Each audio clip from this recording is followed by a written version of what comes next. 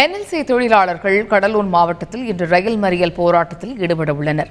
Neyveli NLC தொழிலாளர்கள் ஊதிய மாற்று ஒப்பந்தம் உள்ளிட்ட கோரிக்கைகளை வலியுறுத்தி காலவரையற்ற வேலை நிறுத்த போராட்டத்தில் ஈடுபட்டுள்ளனர். அவர்களுக்கு ஆதரவாக ஒப்பந்த தொழிலாளர்களும் வேலைக்கு செல்லவில்லை. போராட்டத்திற்கு தீர்வு காண பல முறை பேச்சுவார்த்தை நடத்தியும் உடன்பாடு ஏற்படவில்லை. இதனையடுத்து NLC தொழிலாளர்கள் கடந்த 18ஆம் தேதி முதல் தொடர் உண்ணாவிரதம் இருந்து வருகின்றனர். இந்த நிலையில் NLC தொழிலாளர்கள் கடலூர் மாவட்டத்தில் இன்று ரயில் மறியல் போராட்டத்திலும் ஈடுபடவிருக்கிறார்கள்.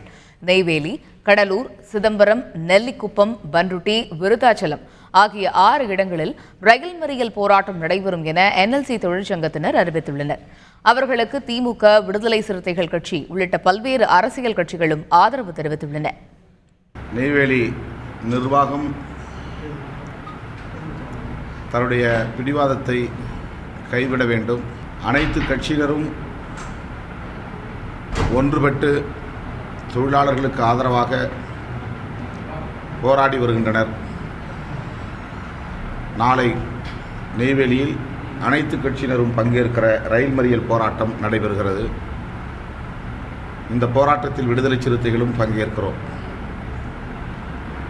தொழிலாளர்களின் நியாயமான கோரிக்கையை நிர்வாகம் பரிசீலிக்க வேண்டும்.